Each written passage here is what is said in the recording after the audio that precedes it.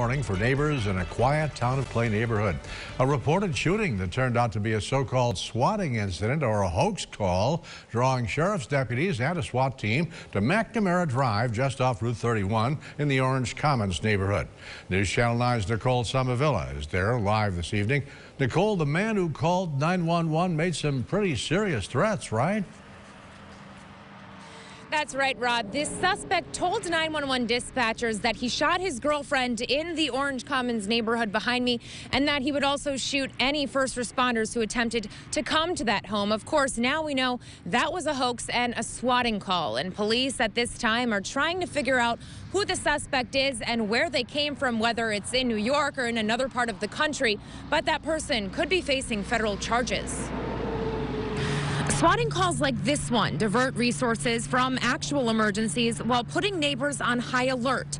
Now, this particular incident, though, was eradicated quickly as deputies worked with neighboring law enforcement and a resident who was able to directly get in contact with the person in the home.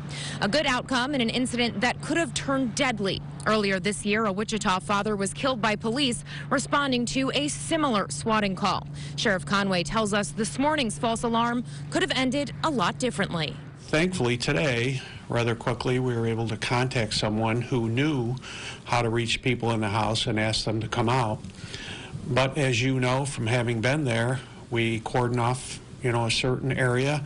Some people may have to leave their homes, so there's a lot of disruption, there's a lot of inconvenience that goes on.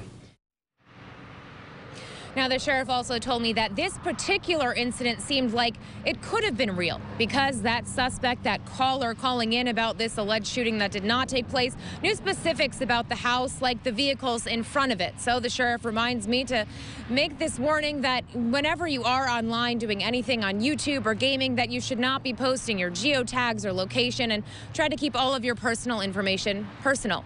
In the town of Clay, Nicole Somavilla, News Channel 9. Nicole, thank you. Now, swatting calls have been on the rise in recent years. These criminals are known to use number spoofing apps to disguise who they are and where they are. They typically claim to have a bomb, be holding hostages, or to have committed murder, drawing a huge police presence to their victim's home.